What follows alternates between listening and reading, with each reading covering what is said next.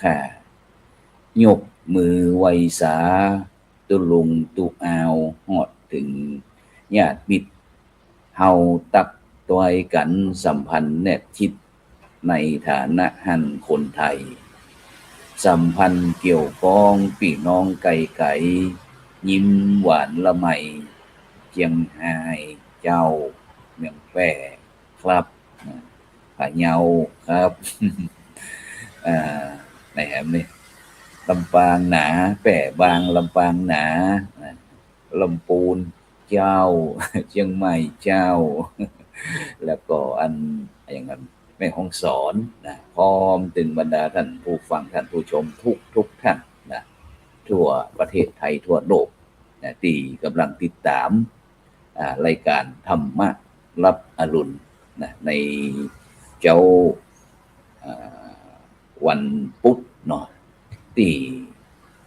8เดือนกรกฎาคมนะพุทธศักราช2569เจ้าวันนี้เก่ากับผมอาตมาภาคนะพระครูโสพลปริยัตินะก็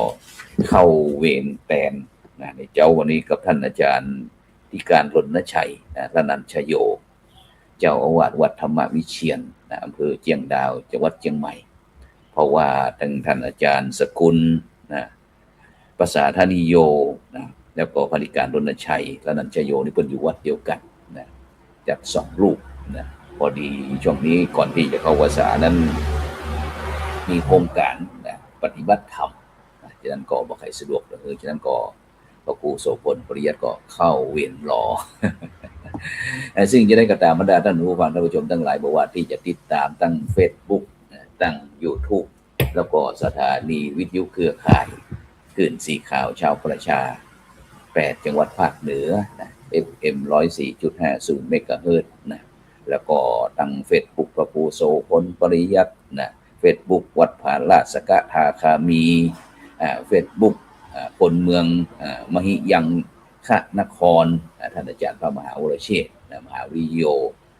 Facebook IDTO ทำเป็นที่สากลนะแล้วก็ Facebook YouTube YouTube นี่ก็ของ IDTO ทำเป็นทีมสากลYouTube วัดหลวงจอมคำเขมรัตน์นครเชียงตุงท่านอาจารย์พระมหาดวงทิพย์ปริยัติธาลีนะซึ่งตอนนี้ก็ปฏิบัติศาสนากิจอยู่ประเทศอังกฤษพุทธนะไปต่ออันด็อกเตอร์แห่งใบหนึ่ง ในเมตตาของหลวงปู่หลวงพ่อครูบาบุญจุ่มนะที่จะส่งลูกศิษย์ลูกหาได้ไปศึกษาที่ออกฟอร์ดนะฉะนั้นก็ในช่วงนี้ก็ในเจ้านี้ก็ที่เมืองเชียงใหม่ของเขาก็ฝนตกบรรดาท่านผู้ฟังทั้งหลายฝนตกนะฉะนั้นก็วันนี้ก็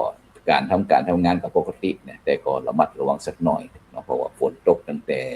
เจ้านะวันนี้ก็คงจะตลอดทั้งวันเหมือนกันนะซึ่งในนามของศิษยานุศิษย์นะคณะสงฆ์คณะศรัทธาวัดพระธาตุธริพุนชัยนะต้องกราบขอบพระคุณพระมหาเถรานุเถระเจ้าคณะพระสังฆาธิการพร้อมถึงคณะศรัทธาญาติโยมต่างๆนะที่ตัวนี้ได้ไปร่วมงานอายุวัฒนมงคล70 ปีนะของพระเดชคุณหลวงพ่อพระเทพรัตนนายกนะเจ้าอาวาสวัดพระธาตุธริพุนชัยเจ้าคณะจังหวัดลำพูนแล้วก็ประธานคณะกรรมการขับเคลื่อนนะองค์การหมู่บ้านรักษาศีล5ผลเหนือแต่ว่านี่ก็พระครูโสพลพร้อมเป็นคณะกรรมการองค์การหมู่บ้านรักษาศีล5เนี่ยผลเหนือเขาก็ได้เป็นตัวแทนไปถวายมุทิตาหลวงพ่อพระเทพรัตนนายกนะซึ่งก็ได้ยินนั้นพระมหาเถระเพิ่นบอกว่าโอ้ศีล5นี่ฮักกันแท้ๆนะไปไหนก็ไปด้วยกันนะตุกก็ตุกด้วยกันสุขก็สุขด้วยกันนะนี่คือต้นแบบต้นฉบับนะในการทำงานทำเป็นทีมนะฉะนั้นก็ขอบคุณอนุโมทนาด้วยแล้วก็วันนี้แต่เจ้านี่ก็ก่อนที่จะออกรายการก็โทรเช็คก็บอกว่าตอนนี้โครงการหมู่บ้านรักษาศีล5คนเดียวเฮาแต่ละหมู่บ้านเนี่ยทวงกำหนดการมาแล้ว ว่าจะอันออกตรวจเยี่ยมเมื่อใดนะแต่ของแต่ละภาคแต่ภาค4ภาค5ภาค6ภาค7นะ16จังหวัดด้วยกันนะซึ่งก็คงจะ หลังจากที่แรกๆก็ว่าวันนี้จะไปเจ้าพอดีเด็กคุณหลวงพ่อประเทศพัฒนานายกก็ติดงานโรงเรียนเมธีวุฒิกรนะครับเจ้าบอกว่าเดี๋ยวโสพลมาฉันก๋วยเตี๋ยวด้วยกันนี่เนอะนี่นะเดี๋ยวจัดรายการแล้วก็น่าจะเดินทางไปที่ลำพูนแห่งรอบหนึ่งนะเพื่อที่จะได้ไปร่วมประชุมกับท่านอาจารย์พระครูกิติปริยัตินิเวศเลขาเจ้าคณะจังหวัดลำพูนในฐานะเป็นผู้ที่ประสานงานนะแล้วก็สนองงานหลวงพ่อตัวนะแล้วก็พระครูโสพลปริยัติในฐานะเลขานุการคนเหนือนะแล้วก็ท่านหลวงพ่อด้วยก็จะได้กำหนดวันเวลาว่าปีนี้จะเอาทั้งใดก่อนซึ่งปีนี้ก็เป็นคิวของงานภาค6นะภาค6ภาค7แล้วก็ภาค4ภาค5นะซึ่งเขาก็จะหมุนเวียนเปลี่ยนกันไปแต่ละปีเนี่ยบรรดาท่านผู้ฟังทั้งหลายท่านคนเพราะว่าบางท่านบางคนก็ร้อยบอกว่าถ้าเอาแต่จังหวัดนั้นจังหวัดนี้มันทำให้เกิดมันบ่ใครเสมอภาคเนี่ยเพราะว่าถ้าไผ่ที่ตรวจก่อนนั้นก็บ่ใครได้เตรียมตัวแต่ถ้าใครได้ไผ่ได้จังหวัดไหนในตัวไม่รู้นี่ก็ได้ตั้งรักได้เตรียมตัวแล้วก็ได้หันงานโดยนะก็ว่ากันไปตามนั้นฉะนั้นเดี๋ยวก็คงจะมีกำหนดการออกมาแล้วก็ไปที่งานก่อนก็แล้วกันงานนั้นที่ได้คุยได้นะกับโรงพยาบาลมหาราชนครเชียงใหม่นะที่โรงพยาบาลมหาราชนครเชียงใหม่พร้อมถึงคณะสงฆ์จังหวัดเชียงใหม่คณะแพทยศาสตร์มหาวิทยาลัยเชียงใหม่นะที่ทุกปีนั้นก็ได้กำหนดจัดงานนะเพื่อที่จะร่วมพิธีทำบุญทอดผ้าป่าโรงพยาบาลสงฆ์นะแห่งโรงพยาบาลมหาราชนครเชียงใหม่ประจำปีทุกปีนะปีนี้2569เช่นเดียวกันบรรดาท่านผู้ฟังทั้งหลายก็จะมีพิธีร่วมทอดผ้าป่าในวันที่9นะแล้วก็วันที่10นะ2วันด้วยกันนะซึ่งโดยเฉพาะในวันที่9ก็เป็นวันพรุ่งนี้นะวันพฤหัสบดีนะวันพฤหัสบดีที่9นะเดือน10เหนือนะแฮม10ค่ำนะซึ่งก็จะมีพิธีเริ่มตั้งแต่9 โมงเกิงวันพรุ่งนี้นะพระสงฆ์มหาเถระจำนวน9รูปก็จะได้ประกอบพิธีเจริญพระพุทธมนต์เสร็จแล้วก็จะถวายภัตตาหารเพลแก่พระสงฆ์นะแล้วก็ในภาคบ่ายวันพรุ่งนี้ก็เวลา 13 นาฬิกาแต่ว่านี้ได้กับหลวงพ่อเจ้าคุณพระภาวนาธรรมาภิรัตน์นะหลวงพ่อเจ้าคณะอำเภอเมืองเชียงใหม่แล้วก็ท่านอาจารย์เจ้าคุณพระสิทธิวชิรานุกูลบอกว่าวันพรุ่งนี้ผมก็ในภาคบ่ายก็จะเตรียมต้นหัววัดในเมืองเชียงใหม่ประมาณ130กว่าถึง150วัดนะก็จะแต่ละวัดก็จะได้ตั้งต้นพระป่าแล้วก็ได้มาแห่นแต่นะเข้ามาร่วมถวายนะที่โรงพยาบาลมหาราชโรงพยาบาลสงฆ์มหาราชนครเชียงใหม่นะเพราะว่าถ้าบรรดาท่านผู้ฟังท่านผู้ชมเดินทางมาทั้งคูเมืองด้านทิศตะวันตกนะโรงพยาบาลมหาราชสุขโรงพยาบาลสวนดอกนะก็บริเวณนี้ก็จะมีการเตรียมเหมือนกับมีการประดับจ่อน้อยตุงใจตึงธงเสมาธรรมจักรธงชาติต่างๆเพื่อเป็นสัญลักษณ์ว่าเขาจะมีงานบุญเด้อนะจากนั้นก็อาจจะลดก็อาจจะติดขัดสักหน่อยเพราะว่าตั้งเข้าโรงพยาบาลเชียงใหม่แต่ก่อนนั้นตั้งคือนะตั้งประตูสวนดอกนี่ก็จะวนเข้าไปได้แต่ปัจจุบันนี้เป็นวันเวเพื่อที่เตรียมงานวันที่9ที่10นะที่9ที่10นะจากนั้นก็ได้กับพลตรีนเรศจิตลักษณ์นะท่านอาจารย์ใหญ่อดีตอนุศาสนาจารย์กองทัพบกของเขาก็บอกว่าวันพรุ่งนี้เขาจะพากันไปไลฟ์สดบรรยากาศการทอดผ้าป่าการแห่ขบวนผ้าป่าต่างๆนะที่โรงพยาบาลสงฆ์มหาราชนครเชียงใหม่นะโรงพยาบาลมหาราชนครเชียงใหม่วันพรุ่งนี้นะแล้วก็มีเฉพาะในบ่ายวันที่9นะวันที่9นะแล้วก็วันที่เป็นคณะสงฆ์จังหวัดเชียงใหม่คณะสงฆ์อำเภอเมืองเชียงใหม่ส่วนวันที่10 กรกฎาคมนี้ก็เริ่มตั้งแต่9 โมงเช้าเป็นต้นไปนะหัววัด หัววัดต่างๆนะจากอำเภอรอบนอกบอกว่าจะเป็นอำเภอสันกำแพงอำเภอสารปีแม่ออนหางดงนะแม่ริมหอดดอยสะเก็ดสันทรายสันปะตองแม่แตงแม่วางในภาคเจ้าเก้าหมงเก้าหมงนี่ก็ชุดอำเภอนี่เพราะว่าถ้าเฮาบอกกำหนดนี่ก็จะทำให้อันได้มีแต่อันได้ต่างคนต่างมามันก็จะแน่นลำไปเนาะฉะนั้นก็เพื่อคือการจราจรบ่แออัดการจราจรบ่แออัดก็อันเลยคือแยกแต่ละอำเภอในสายเจ้าแล้วก็ภาคบ่ายในเจ้าก็จะเป็นอันสันกำแพงสารปีแม่ออนหางดงแม่ริมซอยสะเก็ดสันทรายสันปลาตองแม่แตงแม่วางนี่นะนี่ในภาคเจ้าส่วนในภาคบ่ายเวลาบ่ายโมงบ่ายโมงนี่ก็อำเภอเสมิงอำเภอเสมิงอมก้อยแม่แจมกัลยาณิวัฒนาดอยเต่าหอดเวียงแหงจอมตองดอยหล่อเจียงดาวป้าวชัยประการฝางแม่อายเนี่ยนี่นะนี่ก็อันเป็นในภาคบ่ายนะแล้วก็คณะศรัทธาญาติโยมดูตุลุงนี่นะศรัทธาญาติโยมก็สามารถตลอดได้ทั้งวันจะตั้งต้นก็ได้หรือว่าจะมาร่วมบริจาคที่หน้างานก็ได้เพราะว่าตั้งลงปฏิบัติสงฆ์มหาราชนครเชียงใหม่เขาก็จะได้มีการออกใบอนุโมทนาโดยนะซึ่งก็จะมีเจ้าหน้าที่จากคณะแพทยศาสตร์มหาวิทยาลัยเชียงใหม่ที่ดูแลรับผิดชอบตรงนี้นะก็จะออกใบอนุโมทนาพร้อมนะจากนั้นก็ในภาคบ่ายแล้วก็เวลา14 นาฬิกา 15 นาทีก็คือบ่าย 2 โมง 15 นาทีก็จะมีการประกอบพิธีทักษิณานุปทานนะเพื่อที่อุทิศถวายกุศลแด่พระสงฆ์สามเณรที่ได้มรณภาพระหว่างปี 2568-69 ที่โรงพยาบาลสงฆ์แห่งโรงพยาบาลมหาราชนครเชียงใหม่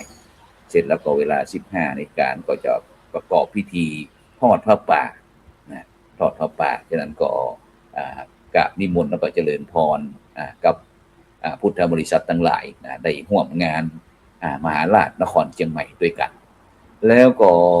ไปแห่งงานก่อนไหนๆก็งานละโฆษณางานไปแห่งงานหนึ่งงานนี้ก็บอกว่าเปิดบ้านโครงการโอเพนเฮาส์เปิดบ้านสปอภาคเหนือระหว่างวันที่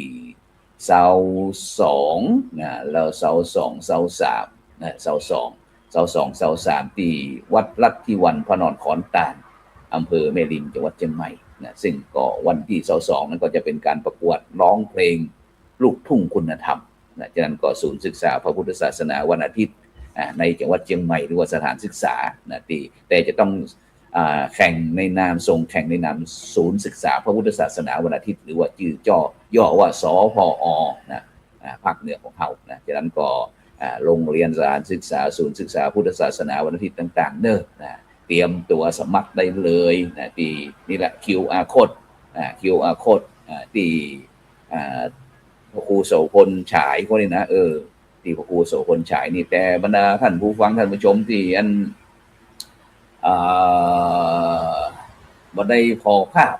ได้ยินแต่เสียงก็ติดต่อที่สำนักงานวัฒนธรรมจังหวัดเชียงใหม่เด้อซึ่งก็จะมีการวันที่2วันที่23นี่ก็ประกวด9สุนทรพจน์9ประกวดสุนทรพจน์กับประกวดห้องเพลง2วันด้วยกันจากนั้นก็แจ้งประชาสัมพันธ์คือกับศูนย์ศึกษาพระพุทธศาสนาวันอาทิตย์พร้อมถึงสถานศึกษาต่างๆเพื่อที่เขาจะได้ปลูกฝังคุณธรรมไว้กับลูกกับหลานของเขาที่กำลังเป็นคนหนุ่มเด่นน้อยจะเจนใหม่ๆเนี่ยที่จะต้องมีหลักธรรมคำสอนในทางพระพุทธศาสนาของเขายึดเหนี่ยวใจไว้เพราะว่าในปัจจุบันนี้ถึงแม้จะเป็นยุค AI นี่ซึ่งหลายท่านหลายคนก็บอกว่าปัจจุบันนี้สบายมี AI มีอะไรต่างๆเข้ามา 5G เข้ามานี่สบายแต่บรรดาท่านผู้ฟังท่านผู้ชมการใช้ AI การใช้โซเชียลต่างๆเนี่ยก็จำเป็นที่จะต้องรู้เท่าทันในการใช้ถ้าบุคคลใดท่านใดตกเป็นทาสก็เหมือนกับยาเสพติดเนี่ยบรรดาท่านผู้ฟังทั้งหลาย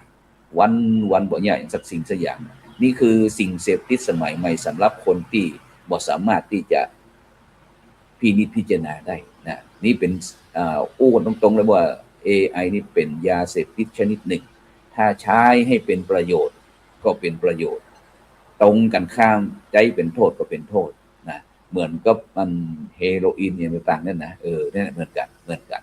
ฉะนั้นพี่น้องพุทธศาสนิกชนเขาก็จะต้องใจแบบมีสตินะพินิจพิจารณาใจให้เหมาะสม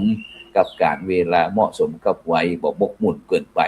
นะใจให้เหมาะกับสถานะแล้วก็การงานเพราะว่าถ้าบุคคลใดท่านใดตรงกันข้ามถ้าไปใจ AI โซเชียลโดยตกเป็นทาสเหมือนกับยาเสพติดติดเหล้าติดยาติดสิ่งเสพติดต่างๆเนี่ยบรรดาท่านผู้ฟังทั้งหลาย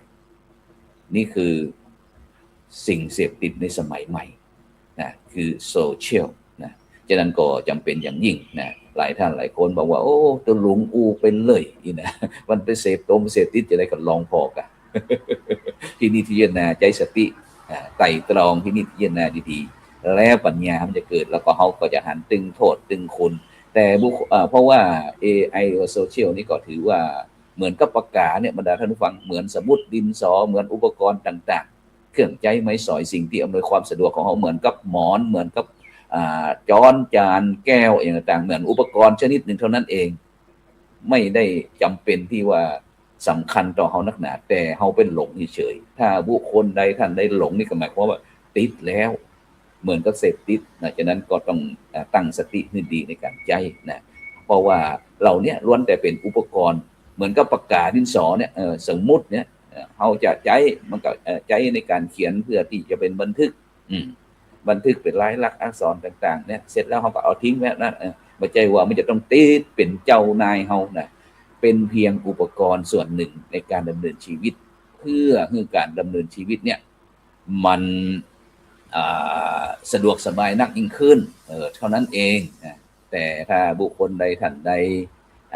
ไปหลงงมงายในโซเชียลแล้วก็จะทำให้ชีวิตของตนเองเนี่ยลำบากนะใจดีมันก็ดีใจบ่ดีมันก็บ่ดีเพราะฉะนั้นบรรดาท่านผู้ฟังทั้งหลายนะเพราะว่าวันที่10นี้บ่ได้อยู่ตัวนะก็จะต้องเดินทางไปกรุงเทพมหานครรวมพิธีมอบโล่แก่อันหมู่บ้านรักษาศีล5ต้นแบบทั่วประเทศนะที่พุทธมณฑลจังหวัดนครปฐมนะในวันที่10นะอยู่แต่วันที่9วันที่10ตอนเจ้าก็จะเดินทางขึ้นเครื่องไปลงดอนเมืองก็จะโดดแท็กซี่อันไปที่อันพุทธมณฑลนะแล้วก็ในภาคบ่ายก็จะมีการประชุมนะครับนโยบายจากคณะกรรมการส่วนกลางว่าปีนี้เขาจะทำอย่างไรปีจะแก้ไขอย่างไรมันขาดตกบกพร่องเสริมเติมเต็มใดพร่องต่อครับนโยบายจากพระเดชคุณหลวงพ่อเจ้าคุณสมเด็จพระมหาราชมงคลมุนีประธานโครงการหมู่บ้านรักษาศีล5ผู้อำนวยการที่เนาะรองประธานอำนวยการโครงการหมู่บ้านรักษาศีล5นะแล้วก็เดินทางกลับนะก็ปฏิบัติวันที่11นี่ก็ปั้นไปโครงการนั้นส่งเสริมสุขภาวะที่วัดแม่ห้อยเงินนะจะได้นำพระบัณฑิตพัฒนาที่สูงเขาร่วมสัมมนาโครงการที่ท่านเพื่อที่จะได้ส่งนักรบชายแดนขึ้นสู่ชายแดนปฏิบัติในช่วงเข้าพรรษานะฉะนั้นก็บรรดาท่านผู้ฟังท่านผู้ชมก็คอยติดตามเด้อนะว่าตั้งจ้องทำมาเป็นทีมทีวีออนไลน์ของเขานี่เพื่อที่จะได้ประชาสัมพันธ์เผยแพร่ของคณะสงฆ์เขาในการทำงานเป็นทีมนั่นเองจะได้กับบรรดาท่านผู้ฟังทั้งหลายในทุกวันนี้หลายท่านหลายคนก็ยังตื่นตระหนกตกใจนะกับการที่พระพุทธศาสนาของเขาโดยเฉพาะกิจกรรมต่างๆก็ในช่วงนี้ก็จะมีตึงบวกตึงลบต่างๆนั่นก็บอกว่าการสิ่งที่ดีก็คือเรื่องการทำคุณงามความดีทางพุทธศาสนาเขาก็ฮ้องว่าบุญถ้าเป็นนั่นความบดีก็ฮ้องว่าเป็นบาปเป็นอกุศลถ้าความดีเป็นกุศลฉะนั้นถ้าเขาอู้ถึงบุญนะแต่ละคนก็มีลักษณะที่ต่างกันคนที่ชอบ ทำบุญบ่อยๆเป็นประจำก็มักที่จะมีนิสัยก็ชอบทำบาปคนที่ทำบาปบ่อยๆเป็นประจำก็มักมีนิสัยที่ไม่ชอบทำบุญนะแล้วอีกประเภทหนึ่งก็มีนิสัยทำบุญโดยบาปโดยปะปนกันมีอย่างนี้เนี่ยเป็นประจำก็หล่อหลอมมือนิสัยเนี่ยเป็นเช่นนั้นอย่างที่พระบาลีเป็นว่าสุกลังสาธุนาสาธุสาธุปาเปนะทุกกลังปาปังปาเปนะสุกลังปาปะมาริเยหิทุกกลังซึ่งแปลว่าความดีคนดีทำง่ายความคนชั่วทำยากความชั่วคนชั่วทำง่ายนะเพราะฉะนั้นเนี่ยบรรดาท่านผู้ฟังทั้งหลายการทำดีในทางพระพุทธศาสนาเขาเนี่ยทำดีก็เป็นคนดีมีผลสุขสบายมีคนยกย่องมีคนสรรเสริญพุทธบริษัททั้งหลายก็ควรจะทำเป็นบ่อยๆทำประจำทำให้มันเกยชินแล้วก็จะชอบชีวิตก็จะมีความสุขถ้าทำความชั่วก็เป็นคนชั่วมีผลตุกใจไผก็บ่ยกไผก็บ่ย่องใครก็บ่เชิดชูนะสิ่งเหล่านี้ก็คือบ่ควรทำเลยซึ่งถ้าหากทำแล้วทำจนชินทำเป็นประจำทำบ่อยๆก็กลายเป็นคนเป็นชอบทำเป็นประจำก็ดีแก่ชีวิตแน่นอนเลยฉะนั้นทางพระพุทธศาสนาของเราเนี่ยก็บอกว่าคนเราเกิดมาทุกผู้ทุกคนสรรพสัตว์ต่างๆก็ต้องการความสุขฉะนั้นในทางพุทธศาสนาเขาก็สอนให้แยกความสุขออกเป็นสองอย่างก็คือสุขทางโลกนะหรือว่าความสุขที่เกิดจากการกระทำทางกายแล้วก็ความสุขทางธรรมก็คือความสุขที่เกิดจากการกระทำทางใจการแสวงหาความสุขทางโลกที่ยั่งยืนนะที่ยั่งยืนก็คือความรู้จักพอเพียงบ่โลภโกรธหลงจนเกินไปเพราะฉะนั้นเนี่ยบรรดาท่านผู้ฟังทั้งหลายการแสวงหาความสุข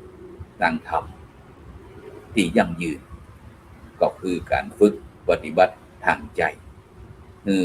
รู้จักปล่อยวางได้บ่ยึดมั่นถือมั่นก็พอเพียงแล้วก็ปล่อยวางก็คือความสุขที่ดีที่สุดนั่นเองฉะนั้นก็โครงการอบรมพระวิปัสสนาจารย์ผลเหนือหรือว่าภาคเหนือที่วัดพระธาตุสีจอมตองอำเภอจอมตองจังหวัดเชียงใหม่ระหว่างวันที่7 มิถุนายนจนถึงวันที่23 กรกฎาคมรวมกันก็45 วันที่ทางคณะสงฆ์ไทยเขาได้กำหนดนะคือคณะสงฆ์แต่ละหนนะที่สำนักอบศึกษาพระวิปัสสนาจารย์แต่ละที่เนี่ยได้เปิดรับสมัครเจ้าคณะพระสังฆาธิการต่างๆได้เข้าไปอบรมฝึกฝนเพื่อที่จะได้นำองค์ความรู้ต่างๆเหล่านี้มาสั่งมาสอนนำแนะนำพร่ำสอนในนำคณะสัตยาญาติโยมประพฤติปฏิบัติในช่วงที่คณะสัตยาญาติโยมต่างๆได้เข้าวัดเข้าวานะมาครับผมเดี๋ยววันนี้หลวงพ่อนัดหลังจากฉันเพลในนิมนต์เข้าไปสำนักงานเจ้าคณะจังหวัดลำพูนกำเนิดโอ้คำว่าเราชื่อเอามาที่นี้ผมตะวันแล้วนี่นั่นแหละเดี๋ยวนิมนต์เข้าไปกำหนึ่งไปอู้กันหน่อยหนึ่งพอดีตอนนี้ออกรายการหลังฉันเพลครับหลังฉันเพลเดี๋ยวงานเมทีวุฒิกรเซตเนอร์โอเคครับผมครับสาธุครับจากนั้นก็แต่ที่โทรศัพท์ไปหาท่านอาจารย์พระครูกิตติปริยัตินิเวศเลขานุการเจ้าคณะจังหวัดลำพูนแล้วก็รองเจ้าคณะอำเภอเมืองลำพูนพอดีก็โทรศัพท์เข้ามาก็ เลยคือเปิดออกรายการห้องคือคณะสัตยาติโยมได้ฟังได้เสียงอ๋อตัวนี้ใกล้นะเสียงนี้เวลาไปจับไม้อู้ไม้ที่หลวงปู่อ๋อตัวนี้เขาคุ้นๆนะแต่จะได้กระตามบรรดาท่านผู้ฟังทั้งหลายนะบุญนะบุญนี่ที่เฮาท่านทั้งหลายพุทธบริษัทต่างๆทั้งหลายเนี่ยได้ทำนี่ผมบอกว่าอันเป็นสิ่งที่สำคัญคนเฮานะปากันไปหลายๆที่หลายๆต่างนะเกลไปสปะเกาวัด10 วัด20 วัดนะหลายคนได้ทำอะไรอย่างก็ช่วยกันได้ มีของกินก็แบ่งกันกินยืมตังค์หรือว่าขอเงินกันใจได้แต่บุญนะควรทำได้ด้วยตนเองไผ่ทำไผ่ได้ขอกันหรือว่าซื้อขายกันก็ได้ ดังพระบาลีแปลว่ากรรมมัสสะปมหินะแปลว่าเรามีกรรมเป็นของตนเองนะฉะนั้นกรรมว่ากรรมนี่เป็นกรรมกลางกรรมดีนะเป็นห้องว่ากุศลกรรมกรรมบ่ดีเรียกอกุศลกรรมก็อู้ง่ายก็คือบุญกับบาปนั่นแหละดีก็คือบุญบ่ดีก็คือบาปฉะนั้นคนเราควรนึกถึงความเป็นจริงว่าทุกคนเป็นตัวของตัวเองมีจิตมีวิญญาณเป็นของตนเองเกิดมาคนเดียวกินอะไรอย่างก็อิ่มคนเดียวทำอะไรอย่างก็หู้คนเดียวเมื่อถึงคราวตายก็ตายคนเดียวนะยกเว้นแต่ทุเจ้าที่ทุดงนั่นเป็นคณะเป็นทีมนะมีจิตวิญญาณเป็นของตนเองเกิดมาคนเดียวกินอย่างกินคนเดียวเนี่ยอย่างก็หู้คนเดียวเมื่อตายแล้วก็ตายคนเดียวตายไปแล้วก็จะขึ้นสวรรค์หรือว่าตกนรกก็ไปคนเดียวดังนั้นเรื่องบุญหรือว่าความดีต้องทำเองคือนะใครทำบุญคนนั้นก็ได้บุญอย่าไปหวังรอบุญจากใครเพราะบุญทำแทนกันก็ได้อยากได้ต้องทำเองนะบุญนะไม่มีขายถ้าอยากได้ต้องทำเองนะฉะนั้นก็ในเจ้าวันนี้ก็เวลาหมดเวลาก็ขอนำรายการธรรมะรับอรุณในเจ้าวันพุธนะที่8 เดือนกรกฎาคม 2569นะจากบรรดาท่านผู้ฟังไปก่อนเฮาจากเพื่อพบกันนะฉะนั้นก็ในเจ้าวันนี้ก็ขอทุกท่านนะกินข้าวหลำน้ำแหลวอายุวันโนสุขังพลัง